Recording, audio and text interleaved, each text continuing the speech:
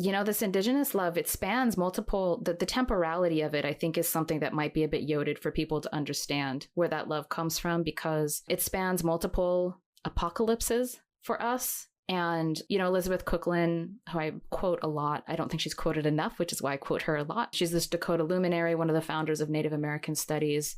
It's like a badass Dakota woman.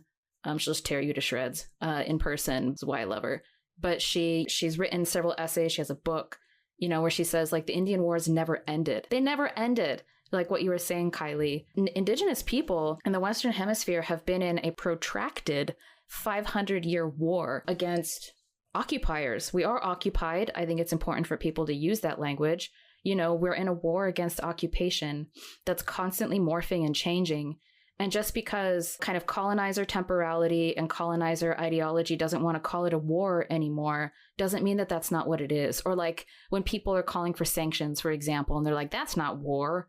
No, that's actually, a type of soft war. There's lots of different ways in which war manifests, and thinking about war, just like the colonization of the so-called New World was an act of war. It was a declaration of war. The founding of the United States was a declaration of war.